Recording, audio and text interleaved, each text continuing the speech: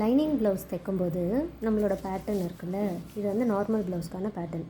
அப்போ நம்ம இங்கே வந்து 1.5 இன்ச்சு சீம் விட்டுருப்போம். லைனிங் ப்ளவுஸ்க்கு 1/2 இன்ச் இருந்தால் போதும். அதனால் நான் இப்படி 1/2 இன்ச் வர மாதிரி வச்சு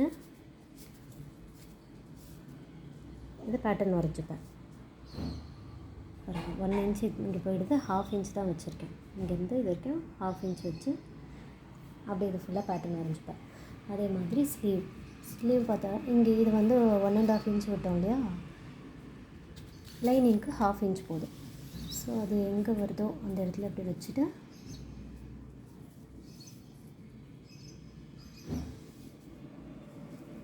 நான் என்ன பண்ணுவேன்னா, இப்படி ஒரு மார்க், அதாவது இது கரெக்டாக இங்கே வந்துடுதுல்ல, ஸோ இப்படி திருப்பி வச்சு இதை வரைஞ்சிப்பேன். 1/2 இன்ச் இங்கே 1/2 இன்ச் இப்படியே வரைஞ்சிப்பேன். ஏன்னா இது நான் ஃபோல்டு போட்டு கட் பண்ணுவேன் ஸ்லீவுக்கு. ஸ்லீவ் முடிஞ்சோடனே ஃப்ரண்ட்டு வந்து கிராஸில் வேணும், கிராஸ் கட்டிங் வேணும் அப்படின்னா இப்படி கிராஸில் வைக்கலாம். கிராஸ் எந்த கிராஸ் வேணாலும் வைக்கலாம், இப்படியே வைக்கலாம். நான் வந்து இதை வந்து ஸ்ட்ரெயிட் கட்டிங் தான் போட போகிறேன். ஸோ இது வச்சு நான் இதை வரைஞ்சிப்பேன். கீழே வந்து பட்டி எடுத்துப்பேன். அப்படி இல்லைனாக்கா எங்கேயாவது பேலன்ஸ் இருந்தால் பட்டி, அப்படி இல்லைன்னா இங்கே பட்டி இங்கே வச்சு இதை எடுத்துப்பேன். பட்டி ஃப்ரண்ட்டு, ஸ்லீவுக்கான இன்னொரு பாகத்தை வச்சு மார்க் பண்ணி மடித்து எடுத்துக்கணும். இது பேக்கு, இது எல்லாத்தையும் கட் பண்ணி எடுத்துக்கணும். லைனிங் கிளாத் இது வந்து லைனிங் கிளாத்து 1 மீட்ரு.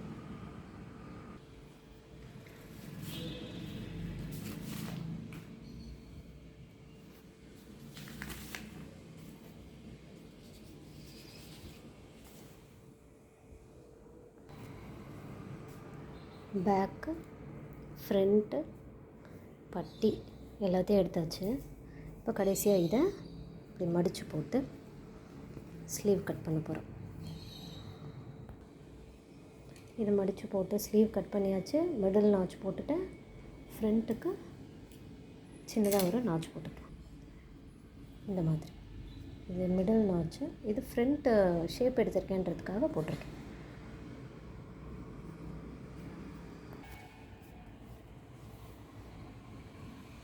இது மெயின் கிளாத், இது லைனிங். இது எப்படி ப்ளேஸ் பண்ணியிருக்கேன் பாருங்கள்.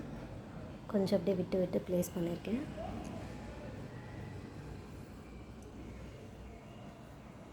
இந்த பட்டி இது 3த்தையும் கட் பண்ணி எடுத்ததுக்கப்புறம் இந்த பட்டியை கட் பண்ணிக்கலாம். இந்த இடத்துல வரும்.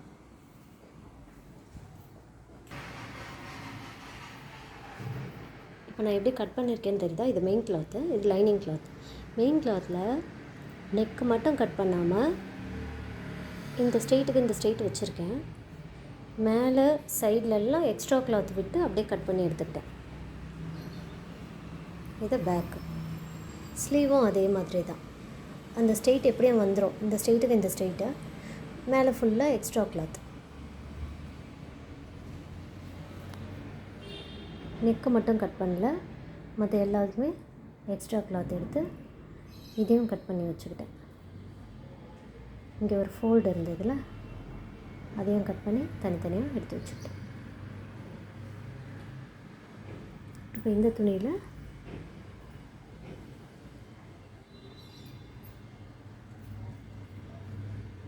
இப்படி மடித்து போட்டிங்கன்னா இந்த பட்டி வரும். இதை வச்சு இந்த 2 கிளாத்து எடுத்துக்கலாம். இல்லைன்னா எதில் பட்டி வருதோ அதில் எடுத்துக்கலாம். இப்போ இந்த துணியில் பட்டி வருது அப்படின்னா இதில் கூட போட்டு 2 கிளாத் எடுத்துக்கலாம். பட்டி மட்டும் என்ன ஷேப் இருக்கோ அது அப்படியே எடுத்துக்கணும். லைனிங்கில் 2 பீஸும் மெயின் கிளாத்தில் 2 பீஸும் ஆப்போசிட் சைடில் வரும். அது நீங்கள் கட் பண்ணும்போதே இந்த மாதிரி லைனிங்கில் 2 மெயின் கிளாத்தில் 2. இந்த நாச் எதுக்கு போட்டிருக்கேன்னா, இது வந்து ஃப்ரண்ட்டுக்கு வரும், இது சைடுக்கு வரும். நாச் போட்டது அந்த ஹூக் பட்டி ஐப்பட்டிக்கு வரும், அதுக்காக நாச் போட்டிருக்கேன். நம்ம நார்மல் ப்ளவுஸில் போடுவோம்ல அதே மாதிரி தான். ஸோ இப்போ பட்டியும் ரெடி. இதெல்லாம் அப்படியே வச்சுக்கலாம். ஹூக் பட்டி ஐப்பட்டிக்கு இது வந்து ஜரிகை துணி சரியாக வராதுன்னு நினச்சிங்கன்னா லைனிங் கிளாத்தில் எடுத்துக்கலாம், இல்லைனா இதிலே எடுத்துக்கலாம். ஸோ ஃப்ரீயான கிளாத்னால் அப்படியே வச்சுருவோம், முக்கியமான கிளாத்தை எடுத்து வச்சுருவோம்.